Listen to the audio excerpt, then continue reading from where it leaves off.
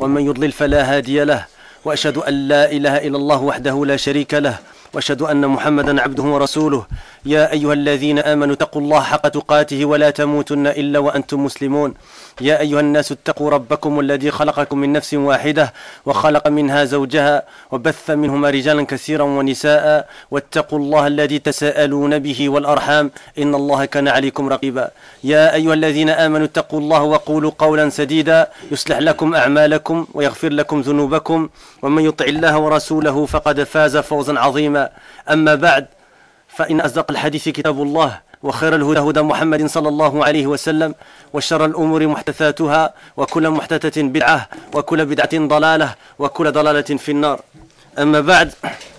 Donc chers frères en Allah Azza wa Jal, aujourd'hui après le cours de Cheikh al-Islam Ibn Taymiyyah rahimahullah ta'ala, ou plutôt qui avait pour objectif d'étudier un épître de Cheikh al-Islam Ibn Taymiyyah rahimahullah qui concernait la règle ou des règles dans la patience et le remerciement. On l'a fait en 2 cours, walillahi alhamd.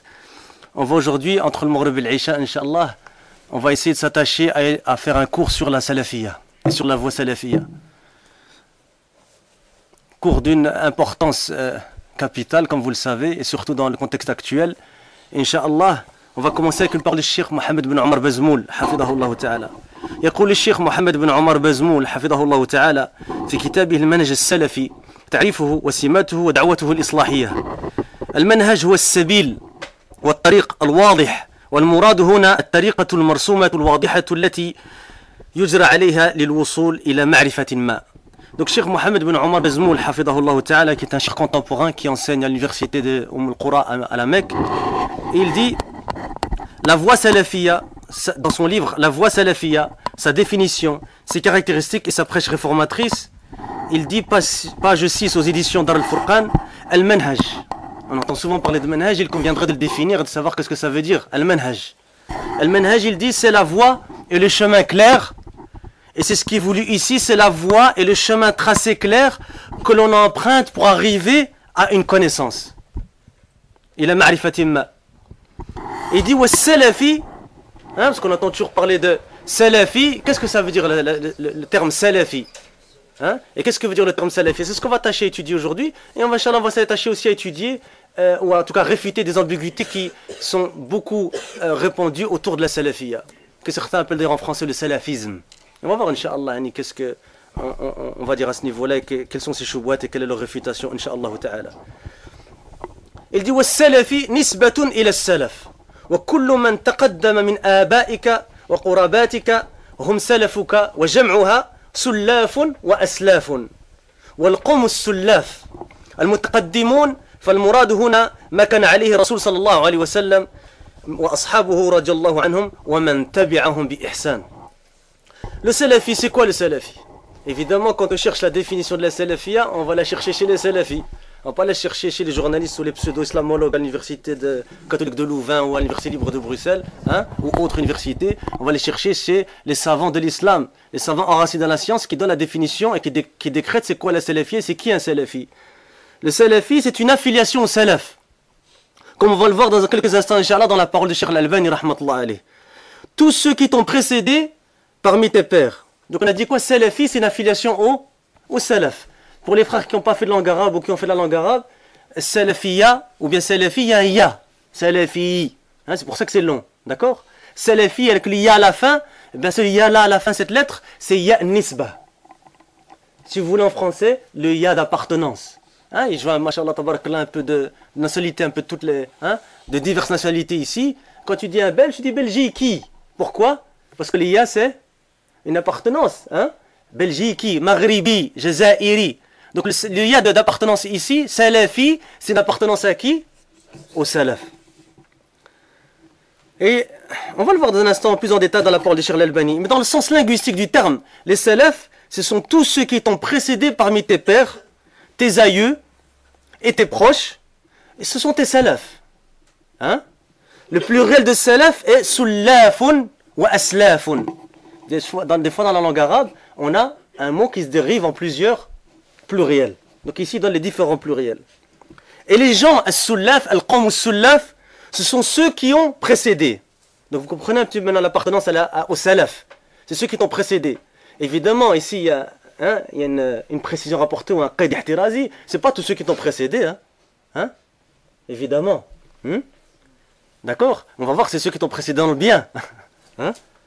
Et ce qui est voulu ici, c'est-à-dire quoi? Hein? Dans le cadre de la définition de la salafia, c'est pas dire dans son sens linguistique, mais dans son sens quoi? De la législation islamique. Qu'est-ce que ça veut dire le mot salafi?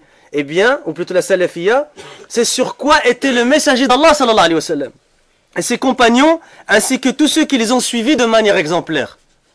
Hein? Donc c'est ça, être salafi, et c'est se référer à ces gens-là.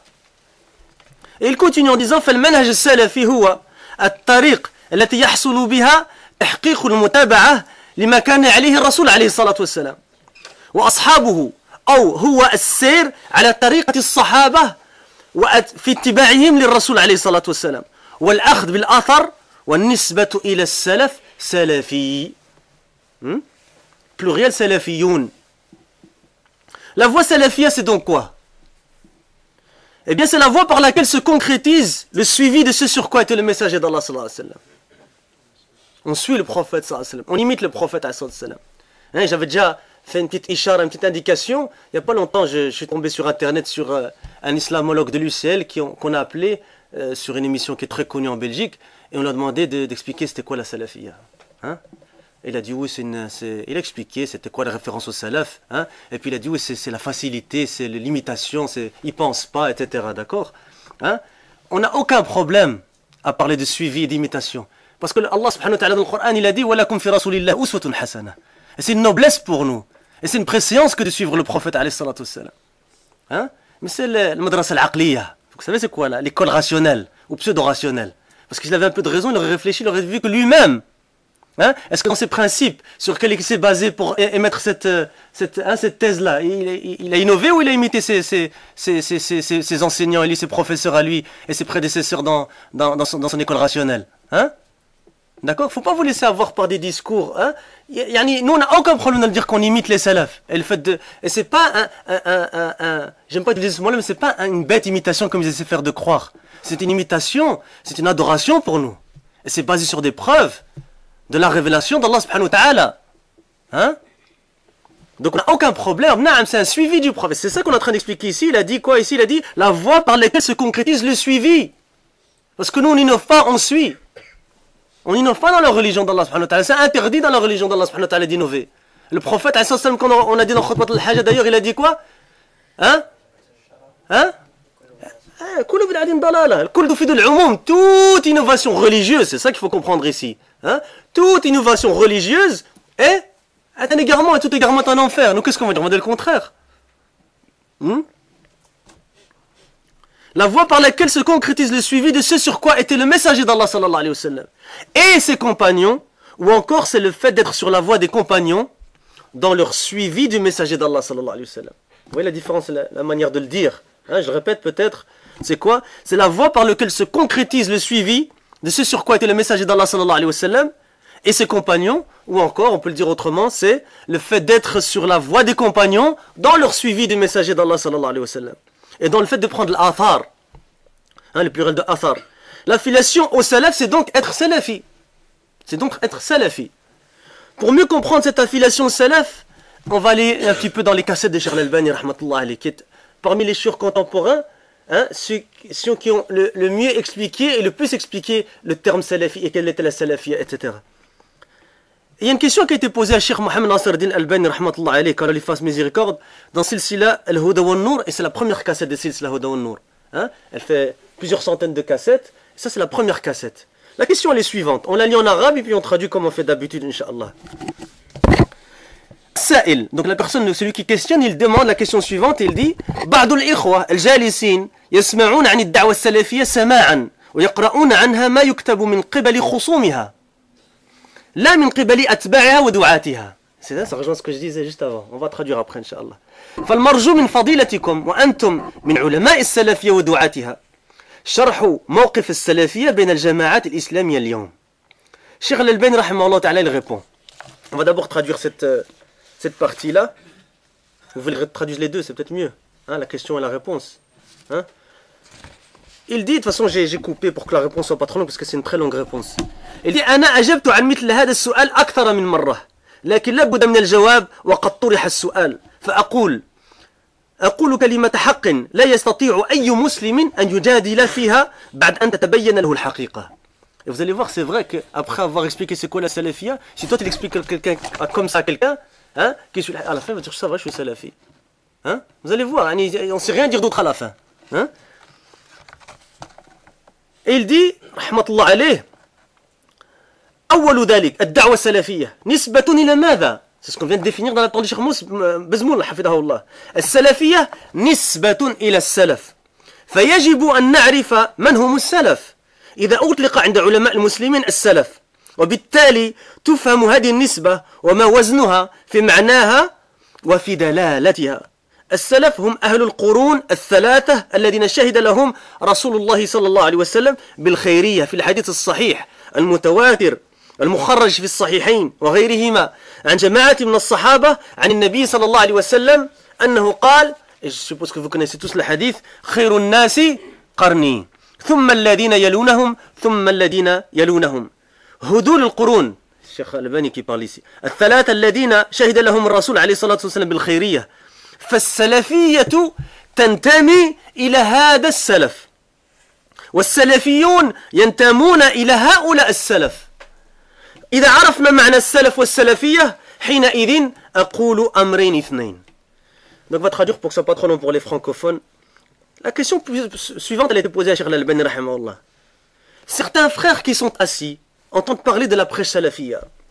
Ils lisent ce que les détracteurs de la prêche salafia écrivent à son propos. Et ça rejoint ce que je disais avant. Parce que beaucoup de gens, qu'est-ce qu'ils font quand ils veulent apprendre la salafia? Ils écoutent dans la parole de ces détracteurs. Des fois même de non-musulmans. Et qui se permettent de parler de la salafia. Hein? Et c'est la seule connaissance qu'ils ont de la salafia. Or, il convient de revenir à qui dans la salafia? Pour savoir c'est quoi la salafia. Hein? C'est ce qu'il va dire ici, dans la question même. Il dit, ils écoutent et lisent ce que les détracteurs de la prêche salafia écrivent à son propos, et ne lisent pas à son propos ce qui est écrit par les prêcheurs et les suiveurs de la salafia. Ce que l'on voudrait de votre éminence, et ça je vais déjà indiquer quelque chose ici dont je vais parler plus en détail après, c'est ce qui se passe maintenant avec les événements en France, etc., quand on se permet de lier les affaires terroristes aux salafis. Hein? Est-ce qu'ils sont revenus ulama de la salafia pour savoir quel est le mawqif de la salafia vis-à-vis de ces actions-là? Hein? Comment on peut dire, et on va lire Inch'Allah un bayan, et j'ai apporté un livre de Cheikh Bazmoul sur le sujet, etc. On va lire un bayan qu'on a fait, etc. vis-à-vis de ce qui s'est passé, etc. Inch'Allah. Hein? Comment est-ce que tous les ulama salafis, ils sont unanimes, il n'y a pas de divergence là-dessus. Ces actions-là, elles sont interdites dans la religion de l'islam.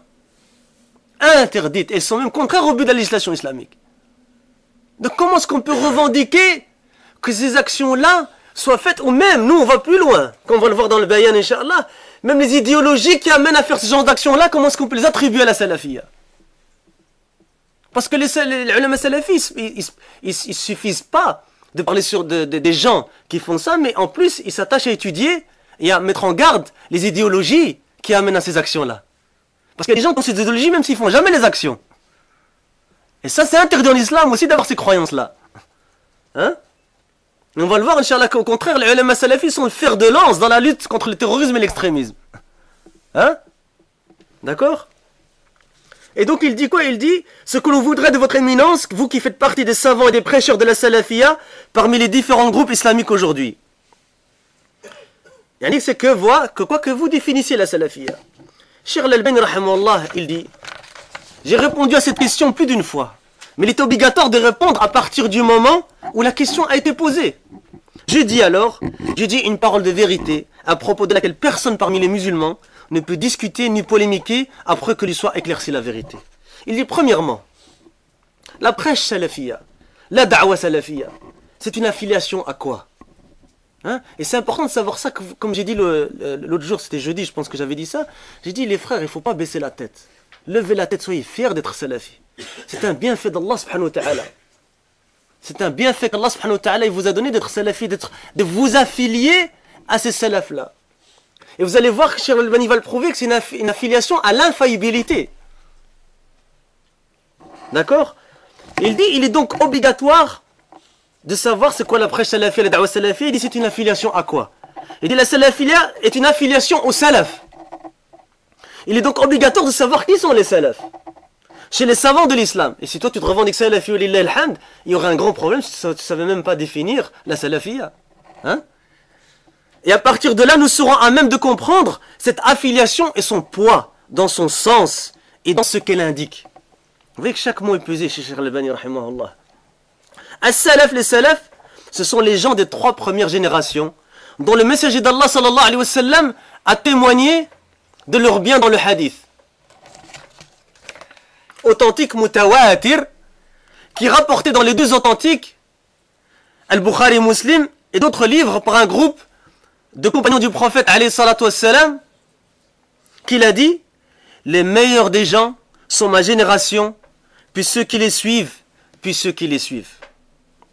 Ces 3 premières générations sont celles dont le messager d'Allah sallallahu alayhi wa sallam a témoigné du bien, dont il a attesté la vertu. Donc resitue un peu dans le contexte maintenant. Tu t'affilies au salaf. C'est qui les salaf, on a dit? Sur l'Albani, les qui? C'est les 3 premières générations. Toi tu t'affilies à ces 3 premières générations-là de l'islam. Alhamdulillah. Donc qui a attesté de la vertu et du bien? Le prophète, est-ce que le prophète parle avec ses passions? Non. Il parle plutôt avec la révélation. Qui connaît le verset de Surat Najm?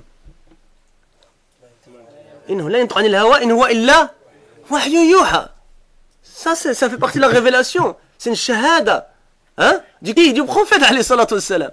Et toi tu t'affilies à ces gens-là dont le prophète sallallahu alayhi wa sallam a attesté de leur bien, de leur vertu, ya ikhwa. La salafiyya, c'est donc s'affilier, se revendiquer d'appartenir à ces salafs. Cheikh El continue en disant: si nous connaissons maintenant le sens des salafs et de la salafiyya, il nous reste alors 2 choses. الأمر الأول أن هذه النسبة ليست نسبة إلى شخص أو أشخاص كما هي نسب جماعات أخرى موجودة اليوم على الأرض الإسلامية.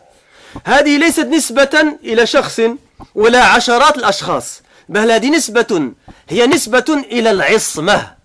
ذلك لأن السلف الصالح يستحيل أن يجمعوا على ضلالة، وبخلاف ذلك الخلف، فالخلف لم يأتي في الشرع ثناء عليهم، بل جاء الذم في جماهيرهم، وذلك في تمام الحديث السابق حيث قال عليه السلام: ثم يأتي من بعدهم أقوام يشهدون ولا يستشهدون، إلى آخر الحديث.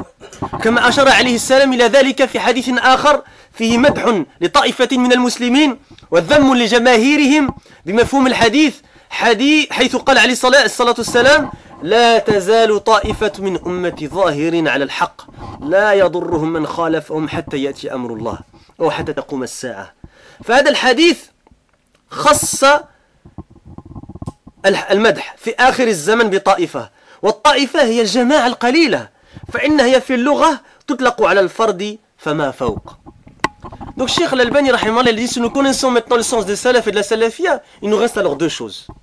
Regardez la méthodologie d'Ahl al-Ilm. La première, cette affiliation, ce n'est pas une affiliation à un individu. Alors ça réfute déjà les choubouettes là. Les gens, comment ils nous appellent les gens? On nous donne beaucoup de noms. Hein? Wahhabi, Madakhila, Jamia. Hein? Comment? Ah, Fawzani, ça j'avais jamais entendu cela. Hein?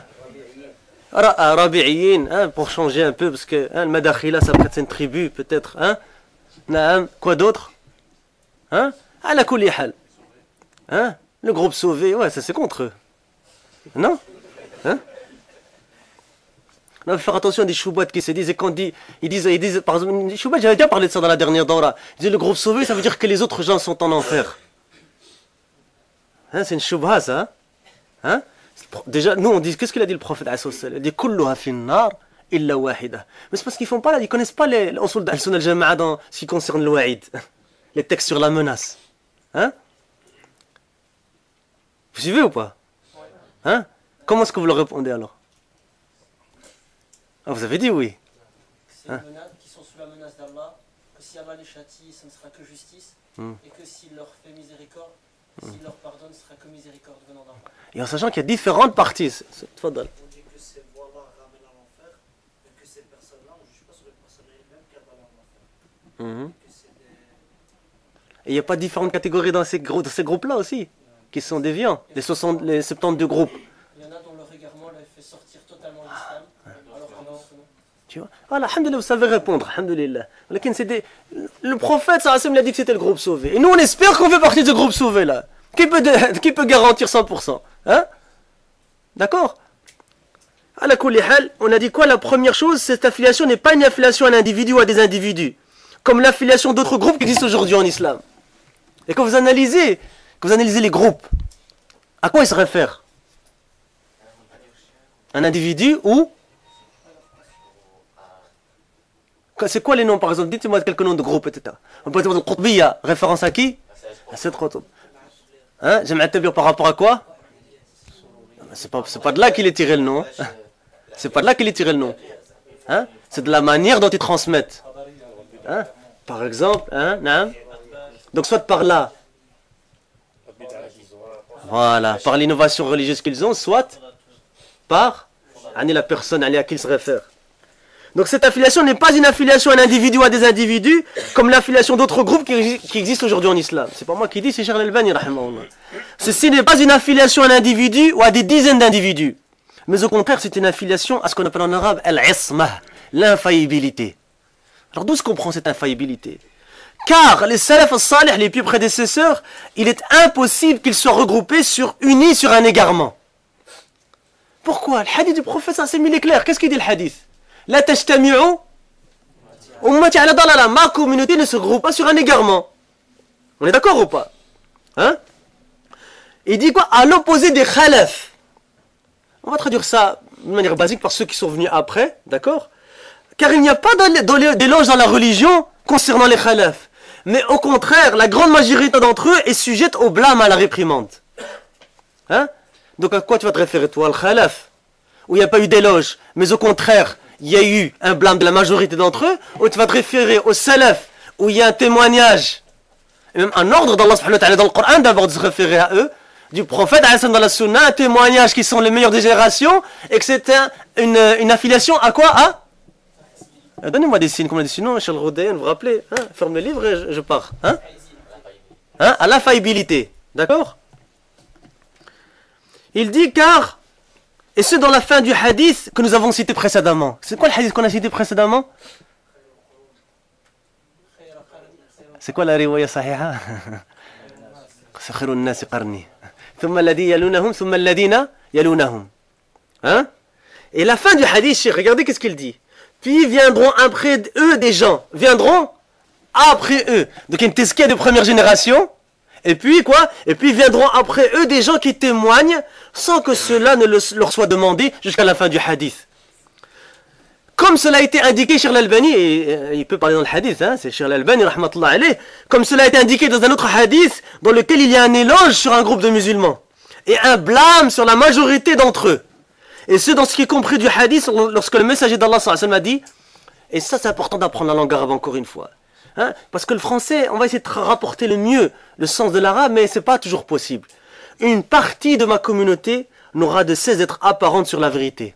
La tazalu ta'ifatun min ummati ala al-haqi zahirin.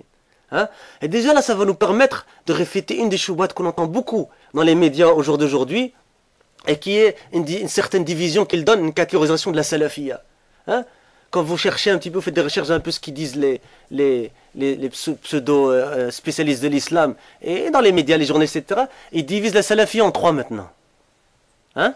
Il y a la salafiyya quiétiste, ou si vous voulez, chouyouriste ou piétiste, c'est nous, hein? C'est ça que ça veut dire, hein? Hein? Ou légaliste. Hein? Et il y a c'est-à-dire ceux qui se limitent au texte, c'est l'ibada, etc., etc. Et puis, il y a qui? Il y a les politisés. Hein, la salafiyya, c'est les ikhwan muslimoun. Hein? Et puis, il y a l'extrême minorité, mais les extrêmes hein, aussi, c'est quoi? C'est les djihadistes, extrémistes, terroristes, etc. Hein? D'accord? C'est un taqsim batil. Il ne faut pas accepter ce taqsim-là. Le hadith, il est clair. Regardez. La tazalu ta'ifatun. Le fait déjà, regardez comment l'usul il vous aide, dans l'usul fiqh, etc., comment il vous aide. Le fait de donner trois catégories, ça prouve que l'une n'est pas l'autre. Ça ou là, hein? Ça prouve que l'une n'est pas l'autre. Donc, si tu dis que ces salafiyya, ils sont quiétistes, les autres ils sont politisés, les autres ils sont djihadistes, extrémistes, tout ce que tu veux, donc ceux-là ils sont pas ceux-là, et ceux-là ils sont pas ceux-là. Or, il n'y a qu'un groupe qui est sur la vérité. Et c'est la salafia. Donc les deux autres ne sont pas des salafis. Mais c'est des choses qui sont faites, qui sont dites pour attaquer la salafia. Et pour mettre shubha sur la salafia. Et pour mettre une mauvaise image à la salafia. Et quand vous analysez le discours, après les attentats du 11 septembre, c'était beaucoup contre qui? Contre l'islam, de manière générale. Maintenant, on ne peut plus trop parler d'islam, etc. Et alhamdoulilah, c'est retourné contre eux parce que les gens sont rentrés en masse en islam.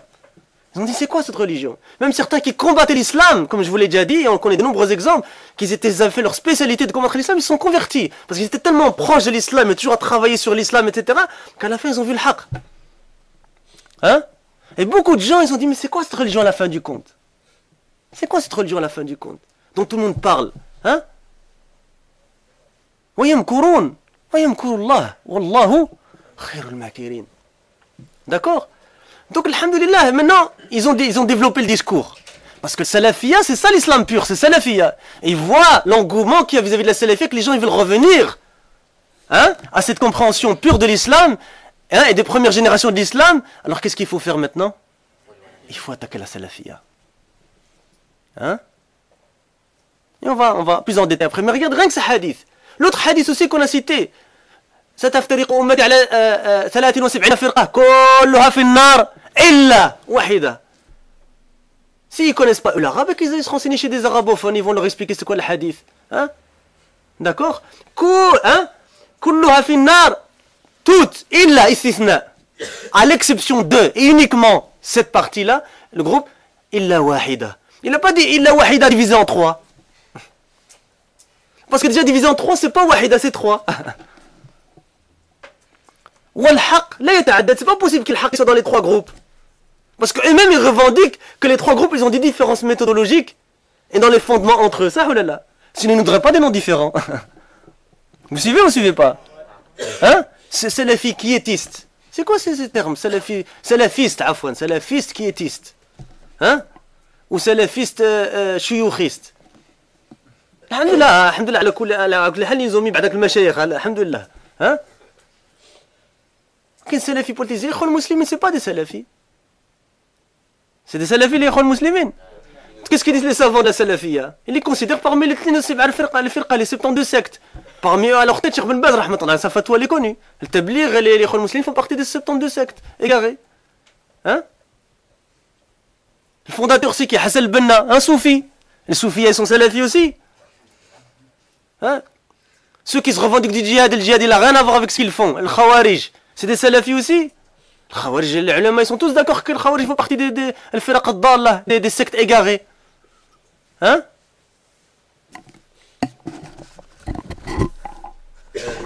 On continue sur ce hadith-là. Une partie de ma communauté, la tazal, en arabe, la tazal, n'aura de cesse. D'être apparente sur la vérité, ne leur nuira pas ceux qui s'opposent à eux, jusqu'à ce qu'arrive l'ordre d'Allah, ou jusqu'à ce qu'arrive la dernière heure. Alors, le mot en arabe ici, la yadurruhum man khalafahum wa la man khadalahum. Il faut faire la différence entre les deux, parce que le prophète Azim, il a fait la différence entre les deux. Ne leur nuira pas ceux qui les opposent de l'extérieur, wa la man khadalahum, de l'intérieur. Cheikh Mohamed Al-Anjari, quand il nous a donné un cours sur le manhaj, il a dit, Cheikh Islam Ibn Taymiyyah, il a dit, rahimahullah, le mukhadhiloun, ce sont ceux qui restent assis quand leurs frères d'Al-Sunnah, ils se mettent en face d'Al-Bida wal-Ahwa. Vous connaissez le mot khudlan en arabe? Ça veut dire quoi? Qui sait traduire? J'ai entendu quelqu'un, il a dit un peu de manière... Non, c'est ça. Trahir, trahison. Non, il ne faut pas avoir pour le dire. Non. De l'intérieur. C'est clair, wadah. La sourate que Cheikh l'Islam Ibn Taymiyyah il a dit, c'est wadah. Ce hadith, Cheikh Al-Albani rahmatullah alayhi dit, est un éloge spécifique pour une partie uniquement. Encore une fois, il n'a pas dit une partie divisée en 3. Qui indique en arabe un groupe composé de peu de gens. Ta'ifa dans la langue arabe. Une dans la langue arabe, une ta'ifa dans la langue arabe, ce mot indique une personne et plus. D'ailleurs, pour les frères qui sont hufad, qui connaissent un peu le Coran, il y a un verset du Coran qui doit vous aider à comprendre cela. C'est quoi? Non. فلولا نفر من كل طائفة زيد لولا نفر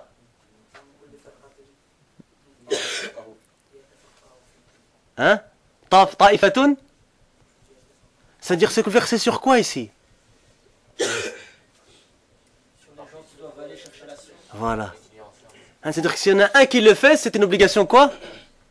Hein, voilà, mais ici il parle dans le fait de... Hein, parce que vous savez, le talab al-ilm, il se divise en... Hein, il y a un fard ayn, il y a un fard kifa'i, etc. etc. Hein? Vous voyez, regardez le mot ici, ta'ifa. Hein, revenez au tafsir du Coran, Inch'Allah, pour...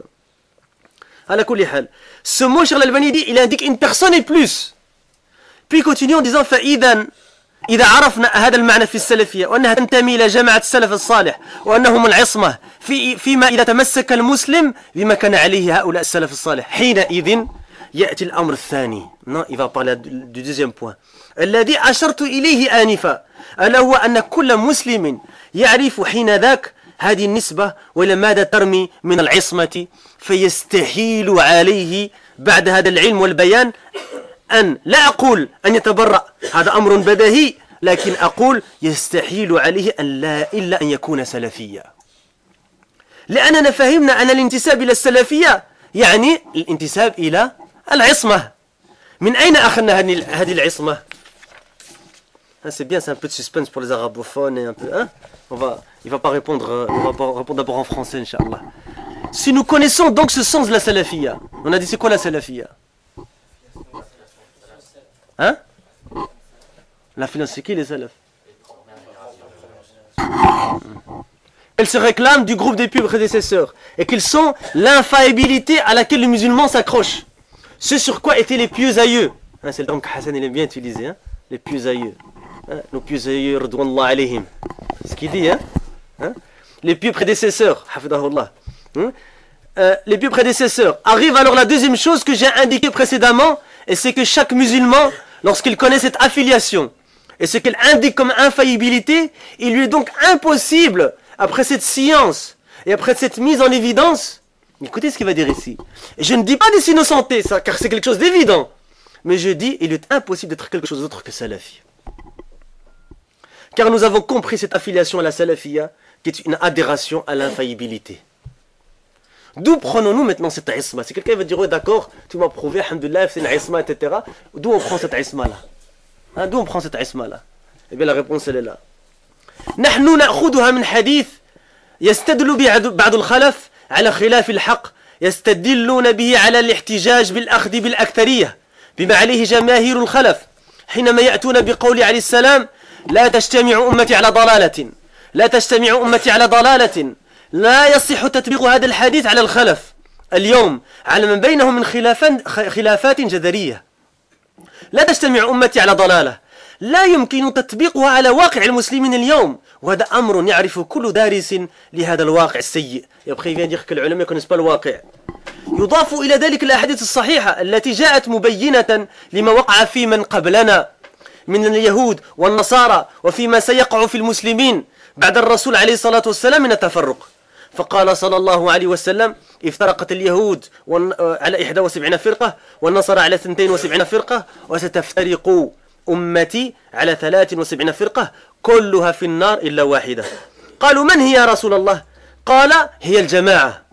هذه الجماعة هي جماعة الرسول صلى الله عليه وسلم التي يمكن القطع بتطبيق الحديث السابق لا تجتمع أمتي على ضلالة. أن المقصود بهذا الحديث هم الصحابة الذين حكم الرسول عليه الصلاة والسلام بأنهم هي الفرقة الناجية ومن سلك سبيلهم ونحى نحوهم. وهؤلاء السلف الصالح هم الذين حذرنا ربنا عز وجل في القرآن الكريم من مخالفتهم ومن سلوك سبيل غير سبيلهم في قوله عز وجل ومن يشاقق الرسول من بعد ما تبين له الهدى ويتبع غير سبيل المؤمنين نوله ما تولى ونصله جهنم وساءت مصيرا. C'est un verset que chaque salafi doit connaître. Continue encore un peu en arabe et après on va traduire tout en français Inch'Allah. أنا لفت نظر إخواننا عفوا في كثير من المناسبات إلى حكمة عطف ربنا عز وجل في قوله في هذه الآية ويتبع غير سبيل المؤمنين على مشاققة الرسول عليه الصلاة والسلام. ما الحكمة من ذلك؟ مع أن الآية لو كانت بحذف هذه الجملة لو كانت كما يأتي ومن يشاقق الرسول من بعد ما تبين له الهدى نوله ما تولى ونصله جهنم وساءت مصيرا لكانت كافية في التحذير وتأنيب من يشقق الرسول عليه الصلاة والسلام والحكم عليه بمصيره السيء لم تكن الآيات آية هكذا، إنما أضافت إلى ذلك قوله عز وجل ويتبع غير سبيل المؤمنين. هل هذا عبث؟ حاشا لكلام الله عز وجل من العبث. إذن ما الغاية؟ ما الحكمة من عطف هذه الجملة ويتبع غير سبيل المؤمنين على مشققة الرسول عليه الصلاة والسلام؟ الحكمة في كلام الإمام الشافعي رحمه الله تعالى، حيث استدل بهذه الآية على الإجماع، أي من سلك غير سبيل الصحابة الذين هم العصمة في تعبيرنا السابق وهم الجماعة التي شهد لها الرسول صلى الله عليه وسلم أنها الفرقة الناجية، ومن سلك سبيلهم هؤلاء هم الذين لا يجوز لمن كان يريد أن ينجو من عذاب الله يوم القيامة أن يخالف سبيلهم. ولذلك قال تعالى ومن يشاقق الرسول من بعد ما تبين له الهدى ويتبع غير سبيل المؤمنين ولهم تولى ونصله جهنم وساءت مصير. Alors qu'est-ce que nous a dit dans ce passage assez long de Cheikh Al-Albani rahimahullah? Mais c'est bien de le rapporter en un bloc parce que tout se suit, c'est important de comprendre ça de manière précise. Rahmatullah alayhi, il nous dit qu'Allah lui fasse miséricorde, nous l'apprenons. Quand il dit nous l'apprenons, à quoi il fait référence, Ikhwa? C'est toujours les mêmes qui répondent. Hein? Allez, on veut un peu de l'interaction de tout le monde. Hein?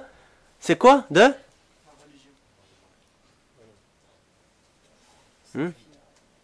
Il a parlé de quelque chose. Et puis il a dit nous l'apprenons. Al-isma, l'infaillibilité. Il faut suivre, ya Ikhwa. Hein? Hein? Nous l'apprenons d'un hadith que certains parmi les khalaf peuvent utiliser comme preuve de manière fausse d'ailleurs. Contraire à la vérité. Ils utilisent comme preuve que ce que l'on prend comme en considération c'est le plus grand nombre. C'est sur quoi la majorité des khalaf. Lorsqu'ils citent la parole du messager d'Allah sallallahu alayhi wa sallam, ma communauté ne se regroupe pas sur un égarement. Il y en a peut-être qui vont utiliser ça comme preuve contre vous.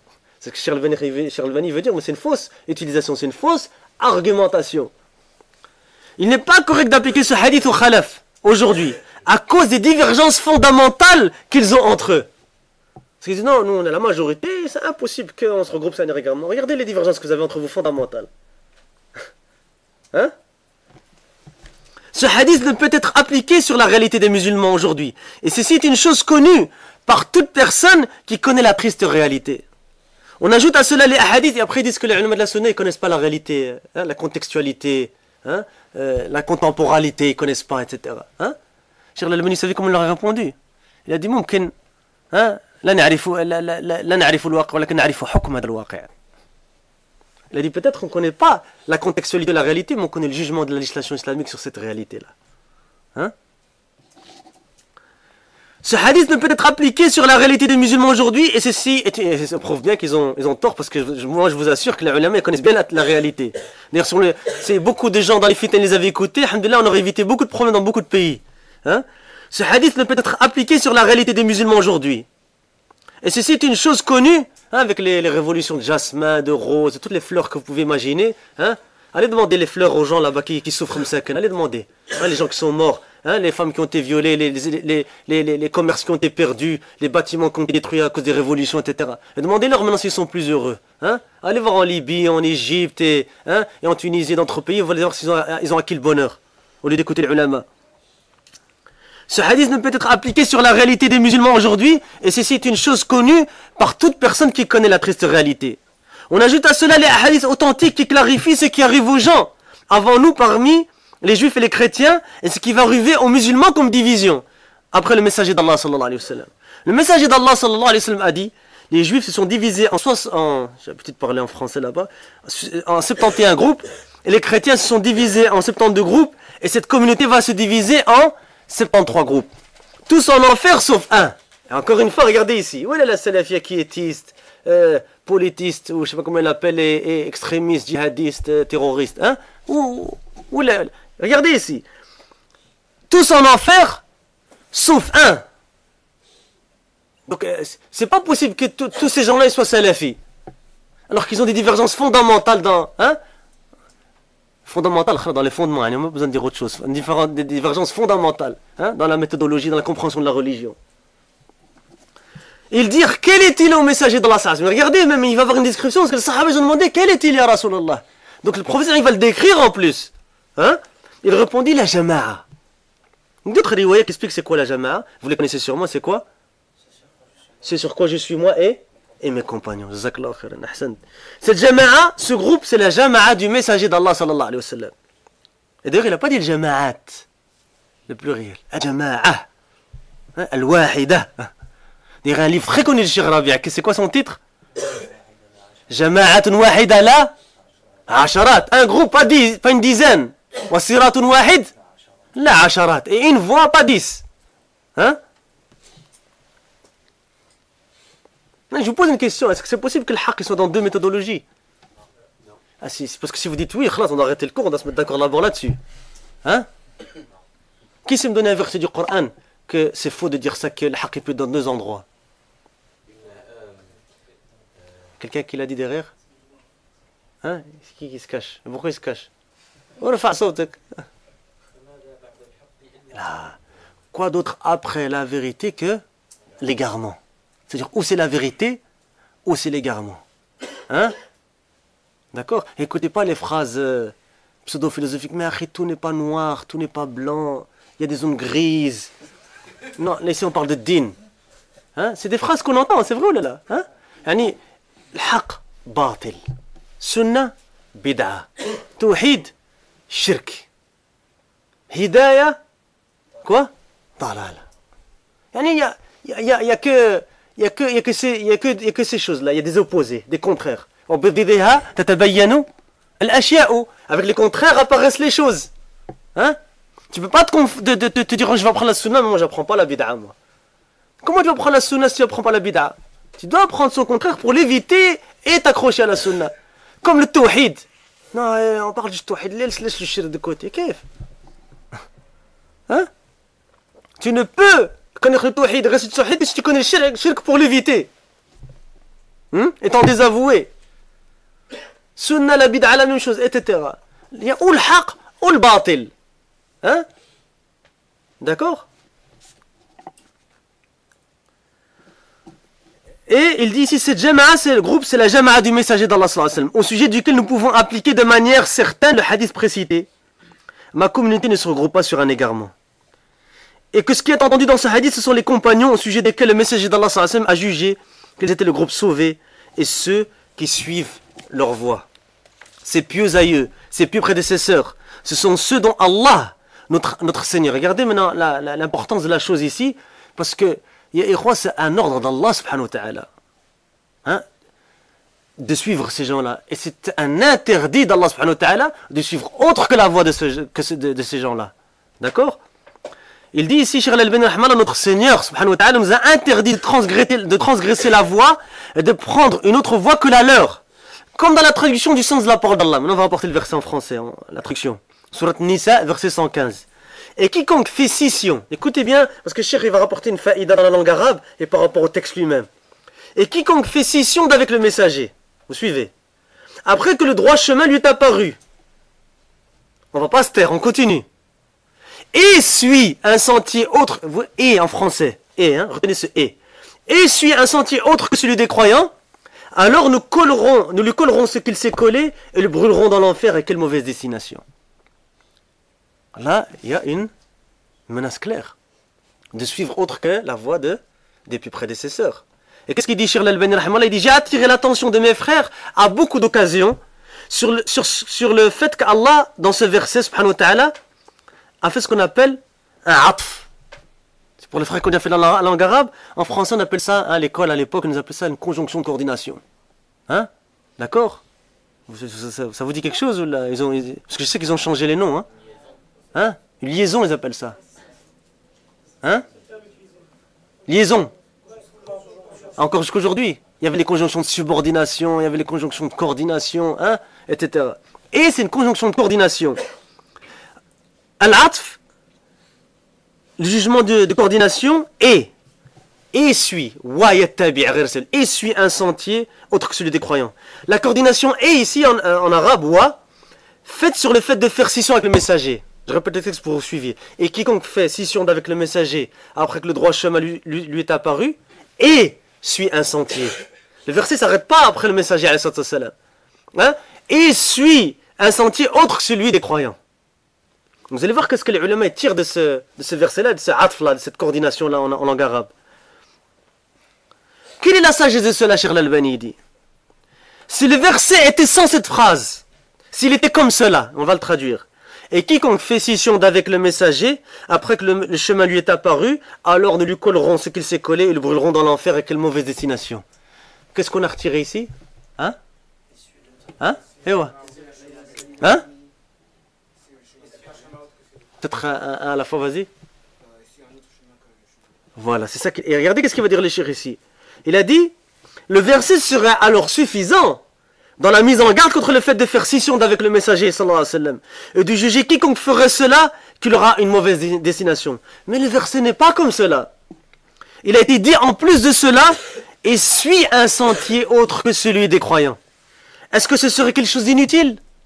Qu'est-ce qu'il répond Cheikh Al-Albani? À Allah ne plaise qu'il y ait quelque chose d'inutile dans sa parole. Hein? Quel est donc le sens? Quelle est la sagesse de la coordination de cette phrase à celle avant? Et suit un sentier autre que les sentiers des croyants au fait de faire scission avec le messager sallallahu alayhi wa sallam. La sagesse de cela est dans la parole de l'imam Shafi'i rahimahullah. Qu'Allah lui fasse miséricorde lorsqu'il a utilisé ce verset comme preuve de l'ijma'. En français on traduit ça par l'unanimité ou bien le consensus. C'est-à-dire celui qui suit une voie autre que la voie des compagnons, qui est l'infaillibilité, comme on l'a dit précédemment. Et ils sont le jama'a. C'est ceux dont le messager d'Allah sallallahu alayhi wa sallam a témoigné, a attesté qu'ils étaient le groupe sauvé. Et ceux qui suivent leur voie. Donc si toi, au lieu de critiquer les gens, de te moquer des gens, de dire c'est le groupe sauvé, eh bien toi tu devrais aspirer à faire partie du groupe sauvé et tu devrais suivre les salaf salih. Et arrêter de critiquer les gens qui essaient de suivre salaf salih. Et c'est pour cela que la traduction du sens de la parole d'Allah dit, et quiconque fait scission d'avec le messager, après que le droit chemin lui est apparu, et suit un sentier autre que celui des croyants, alors nous lui collerons ce qu'il s'est collé et le brûlerons dans l'enfer. Et quelle mauvaise destination. Et c'est évidemment une traduction approximative du sens de Surat Nisa, verset 115. Hein? Ça vous êtes toujours là ou je continue ou? Hein? Cheikh il va continuer, Inch'Allah, il dit إذن على المسلمين اليوم في آخر الزمان أن يعرفوا أمرين اثنين. Et ça nous concerne tous ici. أولا من هم المسلمون المذكورون في هذه الآية. ثم ما الحكمة أن الله عز وجل أراد بها الصحابة الذين هم السلف الصالح ومن سار سبيلهم. قد سبق بيان جواب هذا السؤال أو هذه الحكمة وخلاصة ذلك أن الصحابة كانوا قريب عهد بتلقي الوحي غضا طريا من فم النبي صلى الله عليه وسلم أولا ثم شاهدوا نبيهم عليه الصلاة والسلام الذي عاش بين ظهرانيهم يطبق الأحكام المنصوصة عليها في القرآن والتي جاء ذكر كثير منها في أقواله عليه الصلاة والسلام بينما الخلف لم يكن لهم هذا الفضل من سمع القرآن وأحاديث الرسول عليه الصلاة والسلام منه مباشرة ثم لم يكن لهم فضل الاطلاع على تطبيق الرسول عليه الصلاة والسلام على تطبيق الرسول عليه الصلاة والسلام لنصوص الكتاب والسنة تطبيقا عمليا. ومن الحكمة التي جاء النص عليها في السنة قالوا عليه الصلاة والسلام ليس الخبر كالمعاينة. c'est un hadith, retenez ce hadith là. ليس الخبر كالمعاينة. ومنه بدأ ومنه أخذ الشاعر قوله وما راء كمن سمع. فإذا الذين لم يشهدوا رسول صلى الله عليه وسلم ليسوا كأصحابه الذين شاهدوا وسمعوا منه الكلام مباشرة ورأوه منه تطبيقا عمليا. Donc Cheikh Al-Albani rahmatullah alayh, il nous dit les musulmans aujourd'hui se doivent donc de savoir deux choses. À quelle heure la prière? 10h20. Il reste donc un quart d'heure. C'est l'iqama à 20. Les musulmans aujourd'hui se doivent donc de savoir deux choses. La première, qui sont les musulmans cités dans ce verset? Puis quelle est la sagesse pour laquelle Allah a voulu par cela les compagnons? Qui sont les salaf salih, les plus aïeux, et ceux qui les ont suivis sur leur voie. Nous avons précédemment répondu à cette question à propos de cette sagesse. Et en résumé, c'est que les compagnons étaient à une époque où ils pouvaient prendre la révélation fraîche de la bouche du messager d'Allah sallallahu alayhi wa sallam. Et ils ont vu le prophète alayhi salatu wa sallam qui vivait parmi eux. Et c'est pour ça que vous voyez qu'A'da Sunnah, ils peuvent pas attaquer le prophète sallallahu alayhi wa sallam. De l'intérieur, ils peuvent pas. Shia, Rawafid. Hein? Il ne faut pas avoir peur de parler de Rawafid, parce que je sais à Bruxelles, il y a une culture comme ça de la peur, il ne faut pas parler. Hein? C'est les douates, non, il ne faut pas parler, il ne faut pas mettre en garde, etc. Alhamdulillah, on n'a pas peur. On a peur de personne, alhamd. Ar-Rawafid, Dullal, ils sont égarés. Et alhamdulillah, on le dit haut et fort. Hein? Inch'Allah, bidnillah, on demande qu'Allah nous facilite une langue, on va faire une dora sur eux, Inch'Allah. Ici à Bruxelles, Inch'Allah. Hein? Pourquoi? Parce qu'il faut savoir, il y a des familles entières, surtout de maghrébins, qui rentrent dans le schisme. Il ne faut pas dormir, ils sont très très actifs.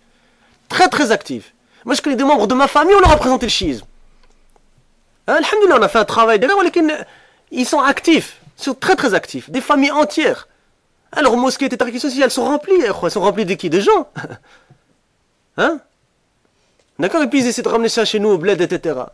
D'accord? Hein? Donc c'est pourquoi j'ai dit ça. J'ai dit pourquoi? Parce que Shia, qu'est-ce qu'ils font? Ils attaquent Sahaba. Pourquoi ils attaquent Sahaba? Parce que c'est eux les porteurs, c'est les transmetteurs de la religion.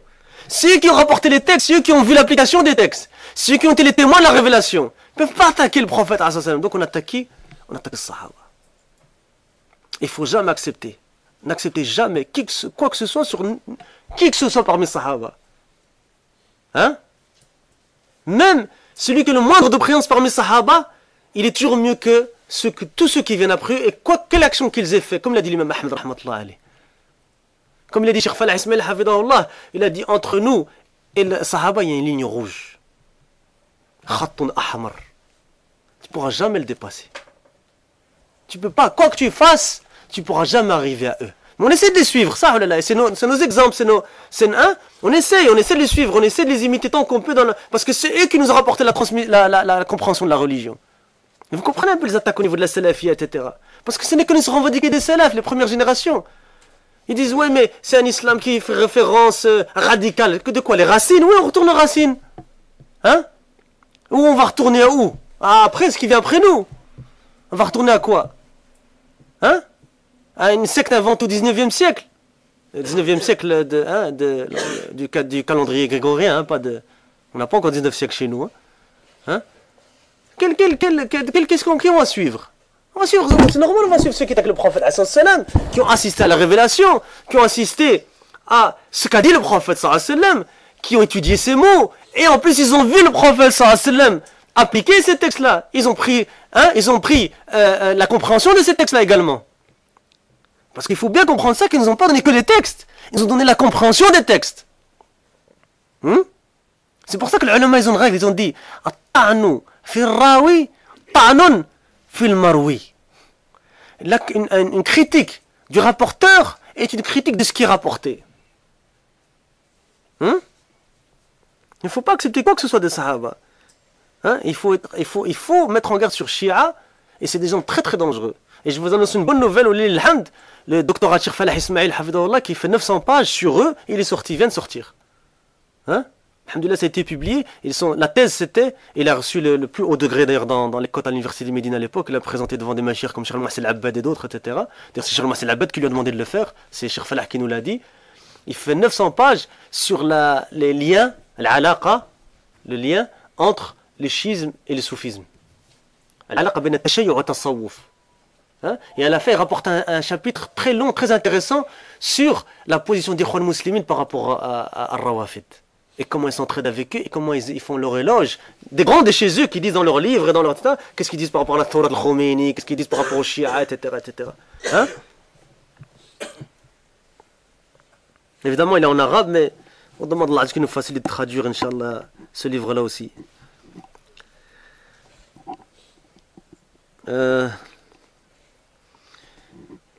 Cheikh il dit, rahimahullah ta'ala, en résumé, c'est que les compagnons étaient à une époque où ils pouvaient prendre la révélation fraîche de la bouche du messager d'Allah sallallahu alayhi wa sallam.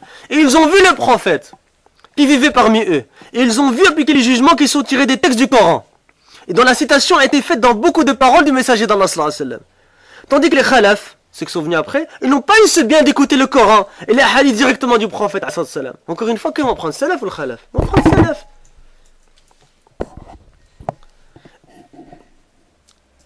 Puis ils n'ont pas eu le bien de pouvoir voir l'application du messager d'Allah sallallahu alayhi wa sallam des textes du Coran et de la Sunna. L'application par les actes, parmi la sagesse sur laquelle il y a un texte de la Sunna, c'est l'information n'est pas comme le fait de voir de ses yeux. C'est un hadith ça. L'information n'est pas comme le fait de voir de ses propres yeux. Or, les Sahaba, ils ont eu le mérite, et la grande noblesse, et la vertu de pouvoir voir l'application du prophète de leurs propres yeux de ces textes et de prendre les textes directement de la bouche du prophète. Et c'est ce par quoi le poète a commencé sa parole lorsqu'il a dit « وَمَا رَائٍ كَمَنْ سَمِعْ » Et celui qui voit n'est pas comme celui qui a entendu. Ceux qui n'ont pas vu le messager d'Allah sallallahu alayhi wa sallam ne sont donc pas comme les compagnons qui l'ont vu et ont entendu de lui directement et en ont vu l'application par des actes. اليوم توجد كلمة عصرية نبغ بها بعض الدعاة الإسلاميين وهي كلمة جميلة جدا ولكن أجمل منها الشيخ الألباني رحمة الله عليه منها أن نجعل منها حقيقة واقعة يقولون في محاضراتهم وفي مواعظهم وإرشاداتهم أنه يجب أن نجعل الإسلام يمشي واقعا يمشي على الأرض كلام جميل لكن إذا لم نفهم الإسلام وعلى ضوء فهم السلف الصالح كما نقول لا يمكننا أن نحقق هذا الكلام الشاعري الجميل أن نجعل الإسلام حقيقة واقعة تمشي على الأرض الذين استطاعوا ذلك هم أصحاب الرسول صلى الله عليه وسلم للسببين المذكورين آنفا سمعوا الكلام منه مباشرة فوعوه خير من وعي ثم في أمور هناك تحتاج إلى بيان فعلي فرأوا الرسول عليه الصلاة والسلام يبين لهم ذلك فعلا وأنا أضرب لكم مثلا واضحا جدا هناك آيات في القرآن الكريم لا يمكن للمسلم أن يفهمها إلا إذا كان عارفا للسنة التي تبين القرآن الكريم كما قال عز وجل وأنزلنا إليك الذكر لتبين للناس ما نزل إليهم. Qu'est-ce qu'il nous dit Cheikh Al-Albani rahimahullah ici? Il dit il y a une parole contemporaine répandue par certains prêcheurs. Hein, je pourrais vous citer le nom mais je vais faire exprès de ne pas citer le nom. Pour pas lui faire de la pub. Il y a une parole contemporaine répandue par certains prêcheurs et qui est une très belle parole, mais de plus beau que cela serait d'en faire une réalité. C'est-à-dire que Cheikh Al-Albani, qu'est-ce qu'il fait? D'un groupe très connu actuel, il a pris une de leurs paroles et dit c'est très beau. Mais encore plus beau, ce serait que vous la mettez en application. Hein? Ils disent dans leurs conférences, dans leurs rappels et leurs orientations qu'il nous est obligatoire de rendre l'islam réel, qui marche sur terre réellement. Une belle parole, Cheikh Al-Albani, dit rahmahullah. Mais si nous ne comprenons pas l'islam à la lumière de la compréhension des pieux aïeux, comme nous disons, il nous est alors impossible de rendre réelle cette belle parole poétique, de rendre l'islam réel sur terre. Ceux qui ont pu le faire, ce sont les compagnons du messager d'Allah sallallahu alayhi wa sallam. Pour les deux raisons citées précédemment. Ils ont entendu sa parole de lui directement. Et ils l'ont donc comprise de la meilleure des manières. Alayhi salatu wassalam, wa radiyallahu anhum jami'an. Et dans les choses qui avaient besoin d'un éclaircissement par les actes, ils ont vu le messager d'Allah sallallahu alayhi wa sallam. Je rappelle l'obligation de dire sallallahu alayhi wa sallam. Si les salafis disent pas ça, qui va le dire? Hein? Sallallahu alayhi wa sallam. Ils ont vu le messager d'Allah sallallahu alayhi wa sallam leur clarifier par les actes. Je vous donne un exemple très clair. Il y a des versets dans le noble Coran que le musulman ne peut comprendre que s'il connaît la sunna qui explique le noble Coran. Comme la traduction du sens de la parole d'Allah le dit, et vers toi nous avons fait descendre le Coran pour que tu exposes clairement aux gens ce qu'on a fait descendre pour eux. Et ça c'est une réfutation sur une secte qui s'appelle Qur'aniyoun. Alors en fait ils n'ont rien à voir avec le Coran, mais eux ils se revendiquent que non, nous on prend que du Coran. Hein? Non, sunna, hadith, da'if, mutawatir, ahad, on laisse de côté, on prend le Coran. Déjà, tu n'as pas pris le Coran, pourquoi? Parce que le Coran te dit de prendre de la sunna, déjà de 1. Et tu lui poses une simple question, tu dis le maghrib, combien tu pries? Non, combien tu pries? Juste dis-moi combien de rak'at tu pries? 3. C'est dans le Coran. Hein? C'est dans le Coran ou pas les frères? Non. La salat, elle est dans le Coran, mais tafsil, sunna, c'est dans le Coran? Non. La zakat, comment tu la donnes? Hein? Et le hajj, comment tu le fais? Le tafasil, je parle de tafasil. Hein?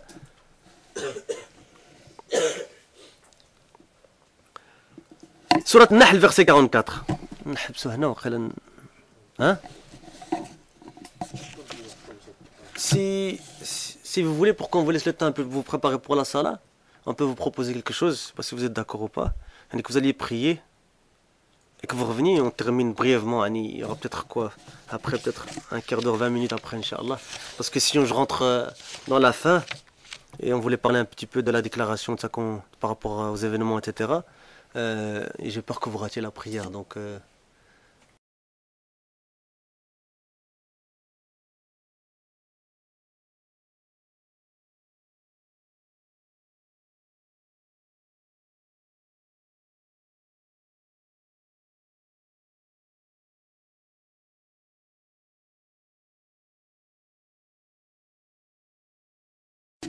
Verset 44, dont la traduction du sens est « Et vers toi nous avons fait descendre le Coran pour que tu exposes clairement aux gens ce qu'on a fait descendre pour eux. » Et Cheikh il continue, Cheikh Al-Albani rahmatullah alayhi en disant مثلا قوله تعالى والسارق والسارقة فاقطعوا أيديهما. الآن هاتوا سيبويه هذا الزمان في اللغة العربية فليفسر لنا هذه الآية الكريمة. والسارق من هو؟ لغة لا يستطيع أن يحدد السارق. واليد ما هي؟ لا يستطيع سيبويه آخر الزمان لا يستطيع أن يعطي الجواب عن هذين السؤالين. من هو السارق الذي يستطيع أو الذي يستحق قطع اليد؟ وما هي اليد التي ينبغي أن تقطع بالنسبة لهذا السارق؟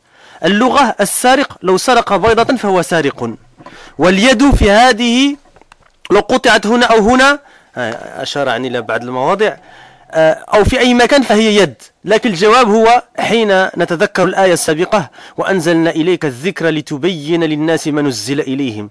الجواب في البيان فهناك بيان من الرسول عليه الصلاة والسلام للقرآن. هذا البيان طبقه عليه السلام فعلا في خصوص هذه الآية كمثل وفي خصوص الآية الأخرى وما أكثرها. لأن من قرأ في علم الأصول يقرأ في علم الأصول أن هناك عام وخاص ومطلق ومقيد وناسخ ومنسوخ، كلمات مجملة يدخل تحتها عشرات النصوص إن لم يكن مئات النصوص. سليمان اليو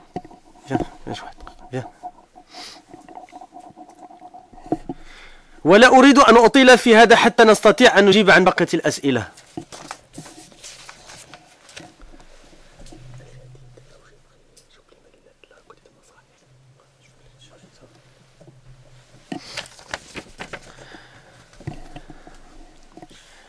Par exemple, la traduction du sens de la parole d'Allah. Donc on parlait de quoi pour resituer un peu le contexte ici?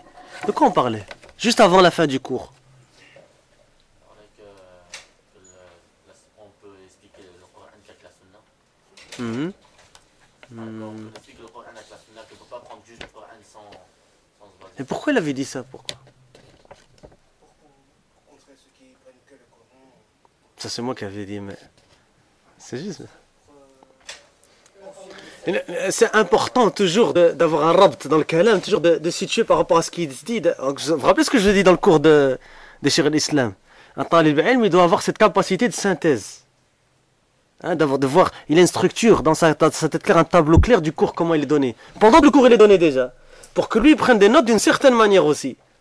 C'est juste ce que vous avez dit. Mais moi, ce que je voudrais, c'est pourquoi on a ramené ça.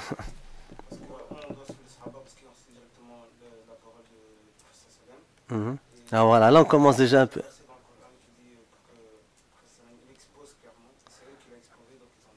Et il donne quoi donc? En fait, il donne un exemple de l'application en action d'un texte révélé que les compagnons, ils ont vu et dont ils ont été les témoins. Et ils nous ont apporté cette compréhension. Et donc sans cette compréhension-là, on ne peut pas comprendre les textes. D'accord? C'est ça qu'il est en train de faire ici, Cheikh Al-Albani rahimahullah. Elle dit par exemple la traduction du sens de la parole d'Allah: et le voleur et la voleuse à tous deux couper la main. Surat Al-Ma'ida, verset 38. Amenez maintenant le Sibawé. C'est qui Sibawé? C'est qui? C'est l'imam du coin ou c'est qui? C'est qui Sibawé? Un imam dans la langue arabe, rahmatullah alayh. Quand on dit amenez le Sibawé de cette époque, c'est-à-dire amener le... un imam dans la langue arabe de cette époque. C'est une expression, c'est devenu un Sibawé. Quand tu dis vous avez un analyste ou Sibawé, je ne suis pas un Sibawé. Ça veut dire je ne suis pas du niveau de Sibawé dans la langue arabe. C'est ça que ça veut dire. Amenez maintenant le Sibawé de cette époque dans la langue arabe. Parce qu'il faut savoir qu'il y a des noms propres qui deviennent noms communs. Hein? Il y a des noms propres qui deviennent des noms communs. D'accord? Sibawé était j'ai mis entre parenthèses, Sibawé était un des savants de la langue arabe. Il a dit amenez maintenant le Sibawé de notre époque dans la langue arabe et qu'il nous explique ce noble verset. Et le voleur, quel est-il? C'est qui le voleur? Quand est-ce que tu considères comme un voleur? Que le Sibawé, le alim dans la langue arabe, il vient te l'expliquer maintenant. Hein?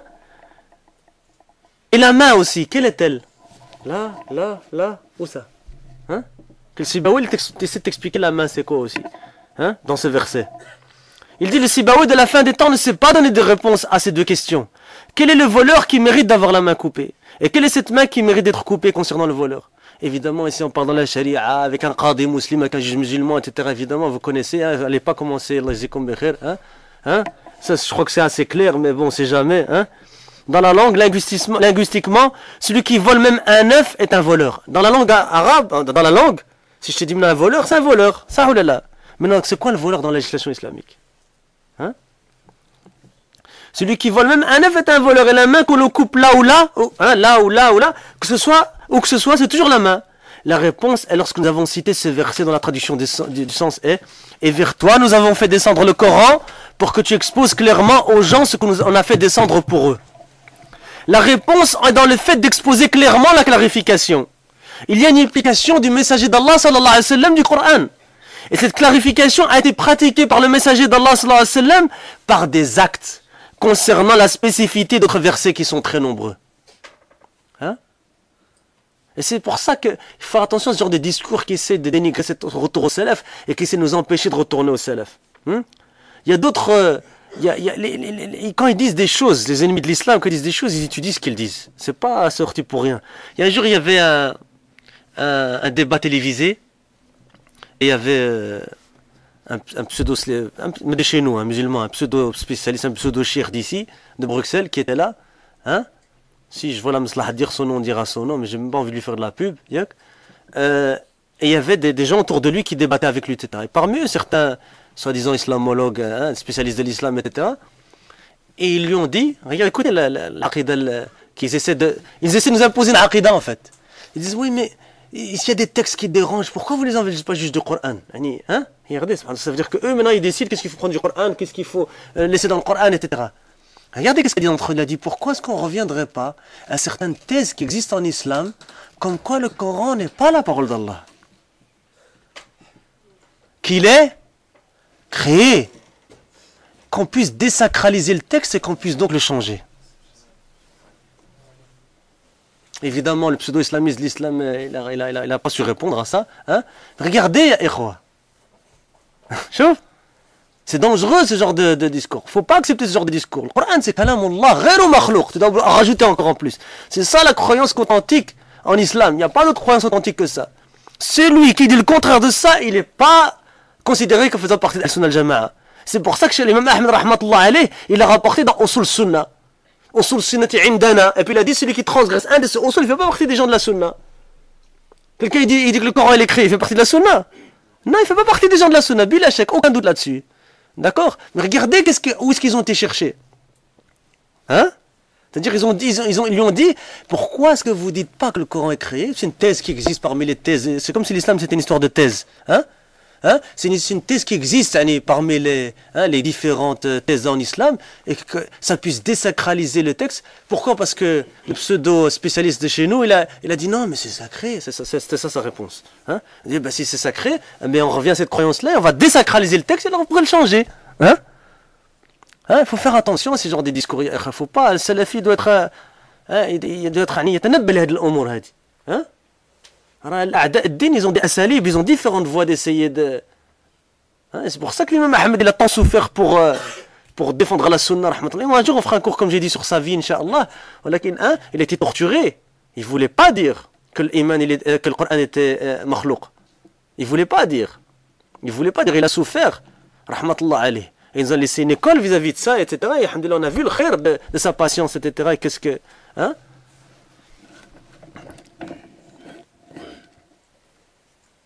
Et cette clarification, et c'est pourquoi j'ai dit ça, c'est pour bien montrer que le fait de revenir au salaf, c'est obligatoire.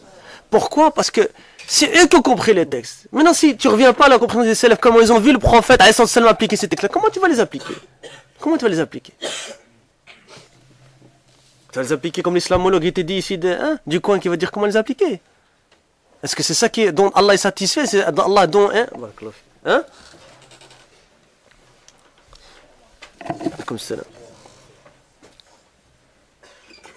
Cheikh il continue en disant, et cette clarification a été pratiquée par le messager d'Allah sallallahu alayhi wa sallam par des actes concernant la spécificité d'autres versets qui sont très nombreux. Car celui qui étudie la science des fondements, il étudie qu'il y a le général et le spécifique. Il y a des généraux et des spécifiques. Et puis il y a des règles, comment les regrouper, etc. C'est pas le sujet du cours, mais il faut connaître ça. Il y a l'absolu, le restreint, le mutlaq, le muqayyad, l'am ou le khas. Hein? L'abrogeant et l'abrogé, nasikh ou le mansour, etc. Hein? C'est pour ça que parmi certains tekfiris, peut-être que vous rencontrez, etc., ils ne connaissent pas toutes ces règles-là. Hein? Ils ne savent pas qu'il y a des textes, il faut regrouper, il y a un texte général, un texte. Hein? C'est trop compliqué pour eux. Hein? C'est beaucoup plus facile. Hein? Hein? Ils ne reviennent pas aux ulama. C'est les ulama qui connaissent ces usul-là, qui connaissent ces outils-là, qui connaissent les textes et qui savent comment les utiliser, etc. Une parole générale sous laquelle entrent des dizaines de textes, si ce n'est pas des centaines. Des textes généraux apportés dans la sunna. Puis Cheikh Al-Albani, il conclut en disant « Je ne veux pas être trop long afin de pouvoir répondre aux autres questions » parce qu'évidemment c'était une assise où il y avait des questions-réponses. Et je rappelle la source, c'était Silsila Huda an-Nour, la première cassette de Silsila Huda an-Nour. Ala kulli hal, sur notre site, la voix salafia, il est en article, vous pouvez l'imprimer. Hein? Donc si quelqu'un demande c'est quoi la salafia, tu ne veux pas, tiens, tfaddal. Hein? Tu veux savoir c'est quoi la salafia, il a expliqué par Cheikh Al-Albani. Hein? Et Cheikh Bazmoul, rahmatullah alayhim jami'an. Alors maintenant, on a parlé, alhamdulillah, on a expliqué c'était quoi la salafia, on sait c'est quoi la salafia. Hein? On sait c'est quoi, c'est le fait de s'affilier à l'infaillibilité. Pourquoi? Parce que c'est le fait de s'affilier aux 3 premières générations, les salafs, et ceux qui les ont suivis dans le bien. Dans le prophète, ça c'est les 3 premières générations dont le prophète, il a témoigné du bien et de la vertu. Et dont Allah Azza wa Jal, il nous a interdit de suivre une autre voie que la leur. Hein? Et on a parlé aussi un peu de la fausse classification qu'on entend beaucoup dans les médias, etc. et autres, et même dans des thèses universitaires et des écrits et des livres, etc. Comme quoi la salafia serait de 3 types. Hein? Vous entendez ça maintenant par rapport à ce qui s'est passé à Toulouse et Montauban en France, etc. C'est une nouvelle occasion de parler de nouveau du salafisme. Hein? Salafisme dont on parle beaucoup ces dernières années, hein? sans en donner vraiment la réalité d'ailleurs. Comme quoi, il y a des spécialistes qui sont là, qu'on appelle et qui viennent parler de la salafia. Ils disent oui, la salafia, c'est une affiliation au salaf. Et ils sont divisés en 3, ils ont trois catégories. Hein? Il y a les salafistes quiétistes ou piétistes, si vous voulez. Hein? Allah alim, je pense qu'ils parlent de nous, c'est ceux qui, les textes, les ulama, etc. Hein? Et puis il y a les salafistes politisés, hein, qui cherchent le pouvoir et qui rentrent en parti politique et qui rentrent dans le système démocratique, etc. Hein, les musulmans. Et puis les salafistes et les djihadistes, les extrémistes. Et ils sont une minorité. Hein, et c'est ceux qui font les attentats, etc. Et même eux-mêmes ils disent oui, mais les salafistes quiétistes ne sont pas d'accord avec les autres sur ces attentats-là, etc. D'accord? Ala kulli hal. Première chose à dire d'abord, c'est qu'on a dit, le haqq il est un, il est unique. Il n'est pas deux. فَمَاذَا بَعْدَ الْحَقِّ إِلَى الضَّلَالِ. Ou c'est le haqq, ou c'est le dalal, ou c'est la vérité, ou c'est l'égarement. La vérité, c'est la salafie, on l'a prouvé maintenant, lillahi alhamdul minna. Hein? Et je vous rappelle qu'il y a ijma' des ulama là-dessus. Il n'y a pas un sujet de divergence. Revenez à Majmou' al-Fatawa d'Ibn Taymiyyah, rahimahullah. Sur notre site, on a traduit de ces paroles de Cheikh l'Islam. Il a dit وَلَا عَيْبَ عَلَى أَظْهَرَ مَذْهَبَ السَّلَفِ وَاعْتَزَ إِلَيْهِ بَلْ يَجِبُ قَبُولُ ذَلِكَ بِالِاتِّفَاقِ. Hein, bil-ittifaq, avec consensus et unanimité des savants. Il faut accepter cela. Hein? Cheikh Abdel Jabiri dit ça, c'est la preuve que Cheikh l'Islam Taymiyyah a rapporté l'ijma' des ulama sur le fait que la salafiyya, c'est la vérité. Hein? Et donc, il n'y a pas cette division-là chez les salafis. Ou tu es salafi ou tu l'es pas. Il n'y a pas 3 catégories de salafis. Hein? Les ikhwan musulmans, ce n'est pas des salafis. Les khawarij, les terroristes et tous ces gens-là, ce n'est pas des salafis. Donc il ne faut pas essayer de les mettre dans des salafiyas pour attaquer la salafiyya. Hein? Et eux-mêmes ne se revendiquent pas salafis. Hein? Et ils essaient de les mettre avec les salafis. Oui, un salafiste terroriste, salafiste extrémiste, etc. Alors, hein? Hein? Ou la salafiyya jihadiyya, etc. Le frère me rappelle un truc important parce que Cheikh Ramzan, il a dit une belle parole. Il a dit, rajoute toujours un mot qui les expose. Salafiyya wal qital. Pourquoi tu dis wal qital? Le salafiyya et le combat. Hein? Donc ce mot-là, tafdah, t'es pas un salafi. Le salafiyya le jihadiyya. Hein? Le salafiyya le siyasiyya. Ou le harakiyya, ou l'asriyya, ila akhiri. Hein? Chaque fois, il rajoute un mot qui les expose, qui les fdah. Hein? Alors par rapport aux événements qui se sont passés en France, et encore une fois, nous on n'attend pas qu'il y ait des événements pour parler. Moi je vous rappelle les frères, surtout pour les nouveaux, et c'est important de connaître un peu l'histoire de la salafiyya à Bruxelles, hein, et en Belgique de manière générale, c'est que déjà en 2005 si je ne me trompe pas, hein, vous vérifiez avec Hassan Abou Asma, hafidahullah, il est venu dans l'ancien Furqan. Vous saviez où il était là en centre avant? Il était dans le quartier Anessens, là où j'ai grandi. Hein? Et il était venu là, et il a fait une dawra d'un week-end sur la position de la salafia par rapport au terrorisme. Vous vous souvenez de ça pour les anciens ou pas? Exactement. Ahsan. Il avait fait une dawra entière sur le livre de Cheikh Al-Muhsin Al-Abbad, qui est un savant contemporain qui est vivant jusqu'au jour d'aujourd'hui, qui est un enseignant à la mosquée du prophète, une sommité parmi les ulama de l'islam. Et il a écrit un livre qu'il a appelé, écoutez le titre, rien que le titre il est explicite. بأي دين وعقل يكون التفجير والتدمير جهادا في سبيل الله أفيقوا يا شباب أفيقوا يا شباب. Avec quelle raison, avec quelle religion et par quelle raison la destruction et les explosions sont un jihad dans la voie d'Allah? Réveillez-vous les jeunes, réveillez-vous les jeunes. Tu peux dire le titre et rentrer à la maison, c'est suffisant. Hein? Et Cheikh Suhaimi, Cheikh Salih ibn Sa'd al-Suhaimi, qui est aussi un enseignant dans la mosquée du prophète, il a expliqué, qui est un élève de Cheikh Al-Muhsin Al-Abbad, il a expliqué il a expliqué ce livre de Cheikh Al-Muhsin Al-Abbad, et c'est ce que Hassan Abou Asma, Hafidahullah, il avait traduit à l'époque, dans l'ancien Furqan. Hein? Que je pense qu'il ne s'appelait même pas Furqan à l'époque. Hein? Il avait fait ça dans une dawra. Et c'est enregistré, c'est disponible sur internet, vous pouvez le retrouver.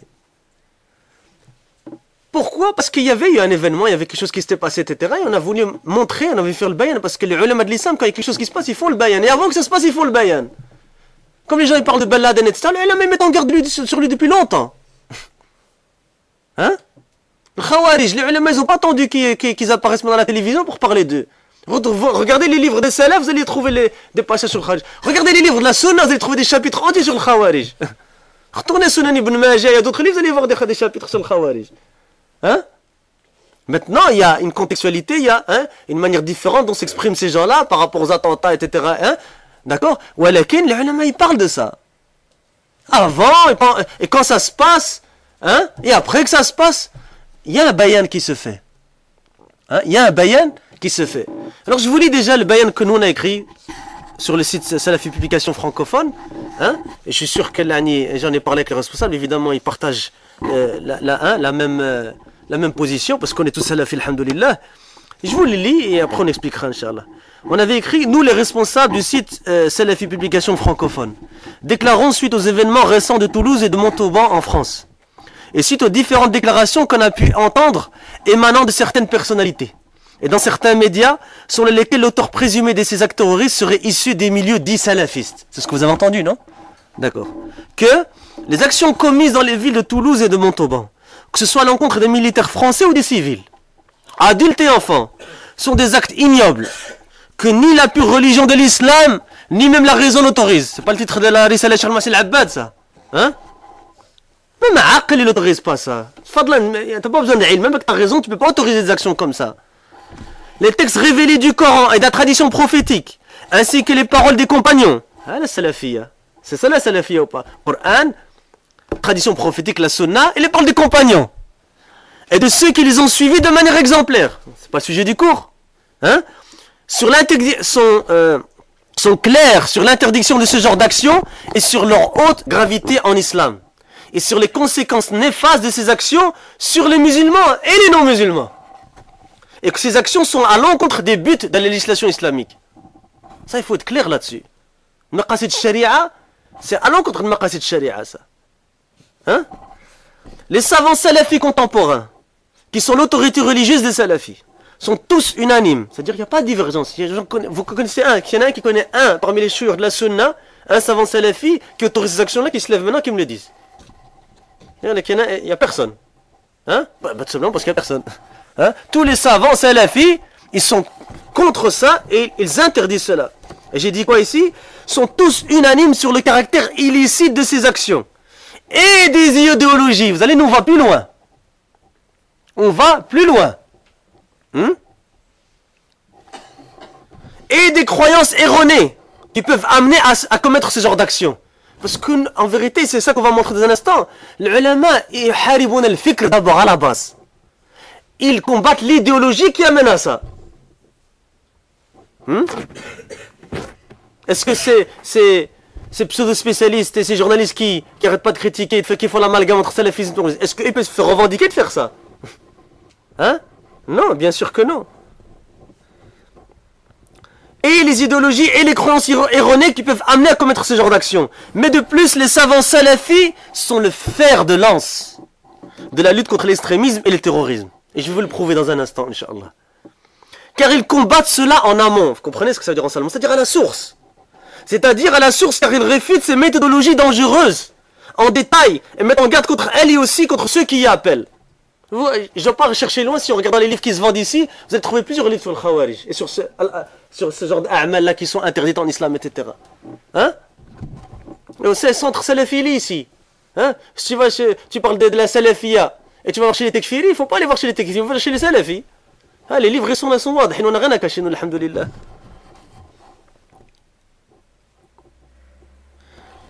Et ils mettent en garde contre elles et aussi contre ceux qui appellent à ces idéologies-là. Cela est clair dans les innombrables ouvrages qu'ils ont écrits et les déclarations et fatawa, avis juridiques religieux en islam, qu'ils ont émises, ainsi que dans les nombreux colloques et conférences qui ont été organisés sur le sujet. Alors ça, je vais le prouver maintenant. Avec un livre. Hein? Un livre. Il est là le livre. Hein? C'est un livre qui se vend ici dans le centre. Pour les frères qui ont l'arabe, دور التربية في مكافحة التطرف والإرهاب.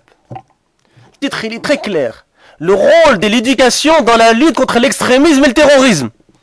C'est qui a écrit ça?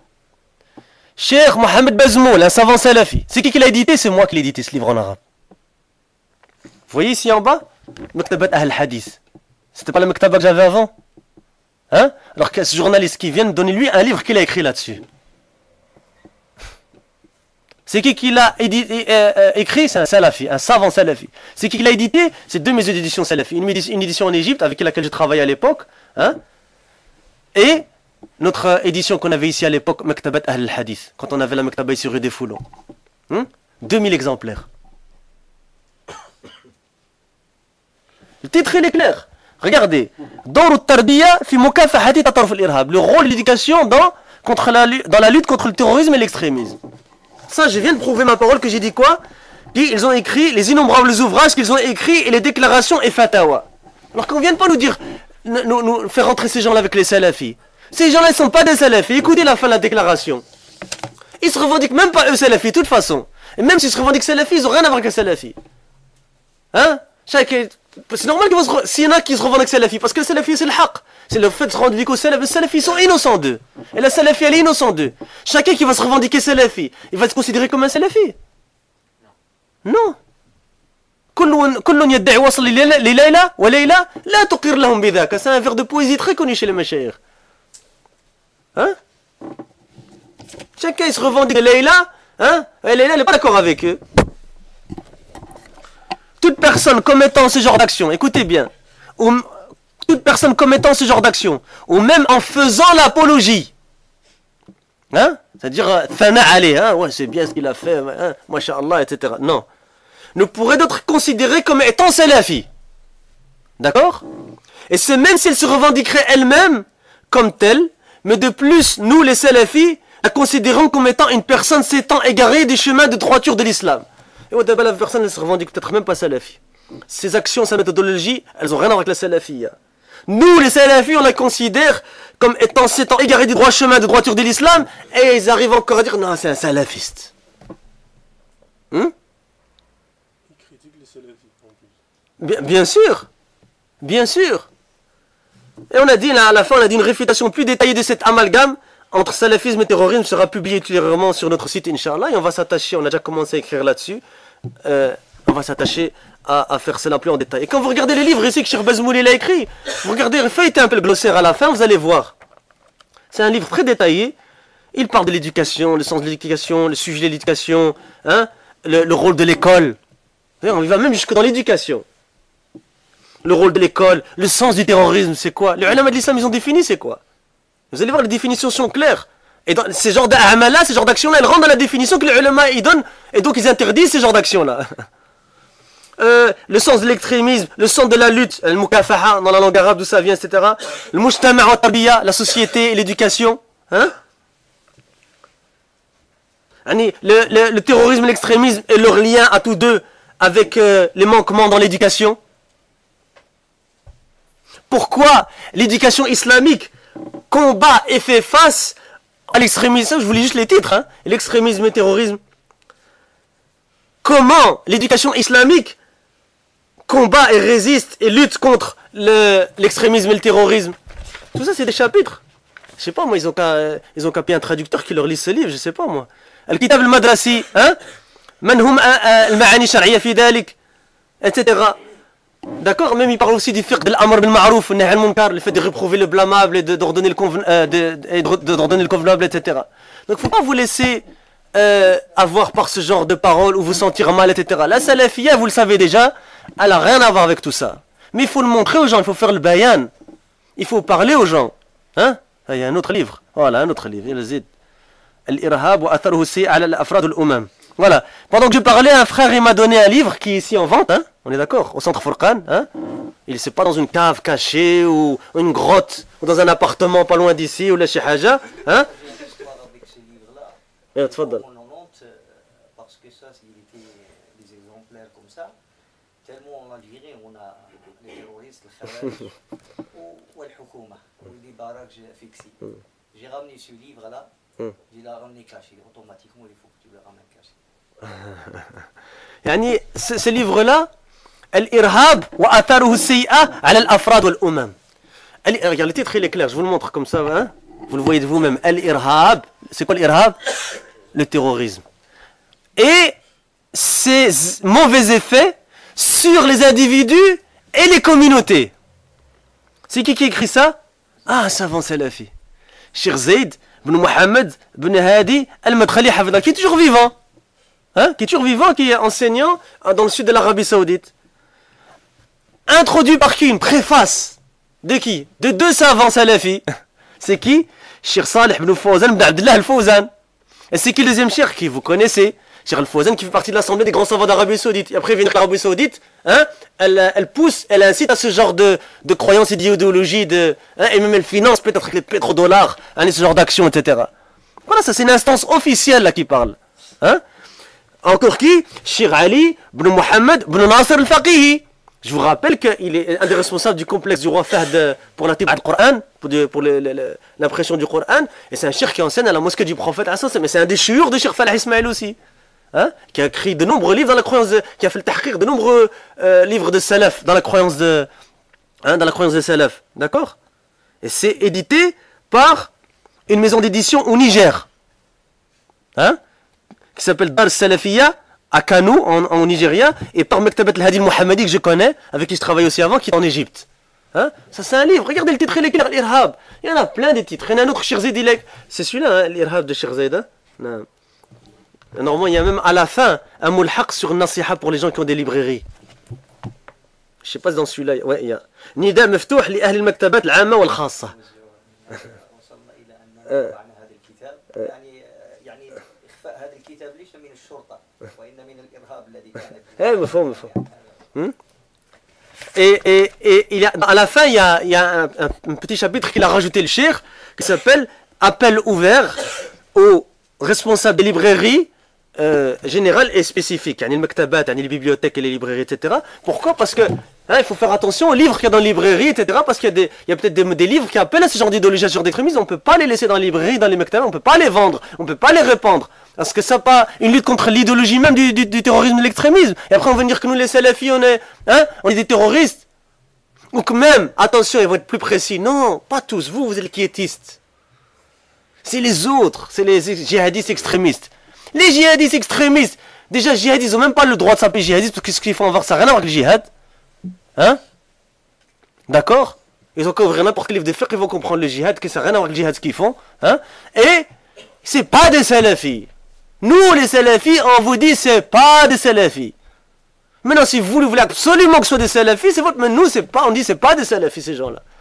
Et ce qu'ils font c'est contraire à la salafiyya. Et tous les savants de la salafiyya qui sont l'autorité religieuse, on va pas chez le jeu l'ignorant du coin.